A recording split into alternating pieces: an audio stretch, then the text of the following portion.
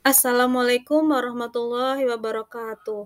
Kembali lagi bersama saya, Laili Nurah Marwati, yang kali ini akan membahas mengenai rancangan pengembangan kerangka kurikulum UPD dalam mata kuliah perancang dan pengembangan kurikulum.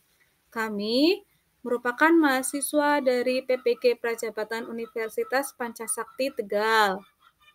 Nah, di dalam kelompok 6 ini membahas mengenai bagaimana mengakomodasi berbagai kebutuhan, perkembangan gaya belajar, pengetahuan sebelumnya, dan minat peserta didik. Kemudian, bagaimana cara menyesuaikan rencana pembelajaran apabila ada perubahan kondisi untuk memaksimalkan keterlibatan dan efektivitas pembelajaran.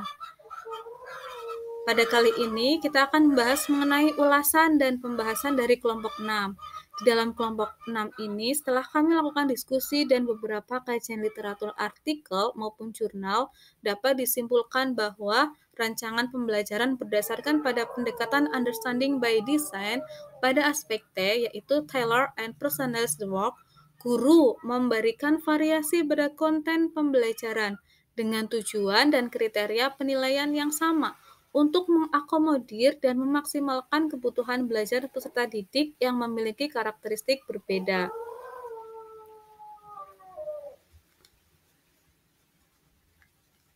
Apa sih yang harus dilakukan guru? Nah, menurut artikel dari Eno Aulia Fitri yang berjudul Rancangan Pembelajaran UPD, untuk mengakomodir berbagai kebutuhan belajar peserta didik sesuai dengan karakteristiknya, baik itu gaya belajar, minat, perkembangan pengetahuan, guru harus mempelajari psikologi pendidikan dan membuat profiling peserta didik sehingga guru dapat membuat rancangan pembelajaran yang sesuai dengan karakteristiknya di dalam kelas.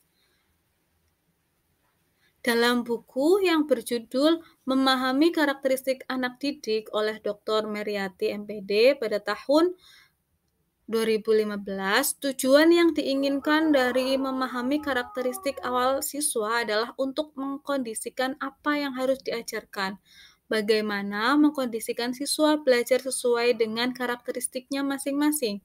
Karakteristik siswa merupakan salah satu variabel dari kondisi pengajaran. Variabel ini didefinisikan sebagai aspek-aspek atau kualitas individu siswa. Aspek-aspek berkaitan dapat berupa bakat, minat, sikap, motivasi belajar, gaya belajar, kemampuan berpikir, dan kemampuan awal yang telah dimilikinya. Setiap manusia memiliki karakteristik yang berbeda-beda. Karakteristik peserta didik adalah totalitas kemampuan dan perilaku yang ada pada pribadi mereka sebagai hasil dari interaksi antara pembawaan dengan lingkungan sosialnya, sehingga menentukan pola aktivitasnya dalam mewujudkan harapan dan meraih cita-cita. Nah, berdasarkan literatur buku yang berjudul Model Pengembangan Pembelajaran Berdiferensiasi pada penerapan kurikulum Merdeka, dalam rangka untuk mengakomodir kebutuhan belajar peserta didik dilakukan pembelajaran berdiferensiasi.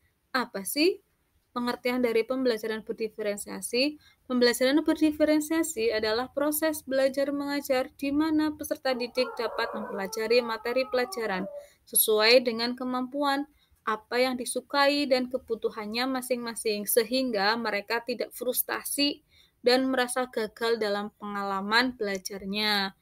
Komponennya ada 3 aspek yang bisa dibedakan oleh guru agar peserta didiknya dapat mengerti bahan pelajaran yang mereka pelajari, yaitu aspek konten yang mau diajarkan, aspek proses atau kegiatan-kegiatan bermakna yang akan dilakukan oleh peserta didik di kelas, dan aspek yang ketiga adalah asesmen berupa pembuatan produk yang dilakukan di bagian akhir yang dapat mengukur ketercapaian tujuan pembelajaran.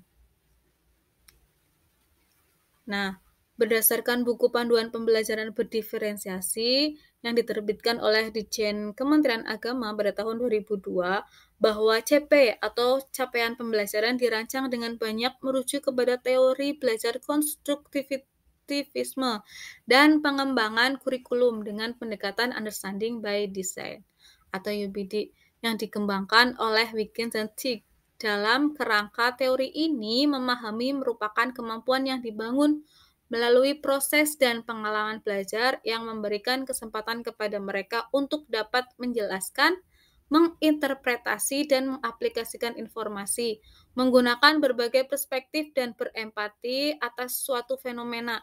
Dengan demikian, pemahaman bukanlah suatu proses kognitif yang sederhana atau proses berpikir tingkat rendah. Apabila merujuk pada taksonomi Bloom, pemahaman dianggap sebagai proses berpikir tahap yang rendah atau dalam artian C2, konteks taksonomi Bloom sebenarnya digunakan untuk perancangan pembelajaran dan asesmen kelas yang lebih operasional, bukan untuk CP yang lebih abstrak dan umum. Taksonomi Bloom lebih sesuai digunakan untuk menurunkan atau menerjemahkan CP ke tujuan pembelajaran yang lebih konkret. Nah, berdasarkan dari ulasan dan pembahasan dari berbagai literatur dapat disimpulkan bahwa dalam merancang kerangka kurikulum UPD pada aspek T itu dalam akomodasi kebutuhan belajar peserta didik pada rancangan pembelajaran UPD, guru menerapkan pembelajaran berdiferensiasi. Tujuannya adalah untuk mengembangkan dan menguatkan kompetensi dan karakteristik yang sesuai dengan profil pelajar peserta didik. Kemudian sesuai dengan capaian pembelajaran ini. Berikut adalah beberapa literatur yang menjadi rujukan dari kelompok 6 dalam pembahasan menyusun rancangan pembelajaran UPD. Demikian pemaparan dari kami, kelompok 6. Terima kasih. Jangan lupa untuk subscribe YouTube saya. Salam hangat untuk calon guru hebat Indonesia.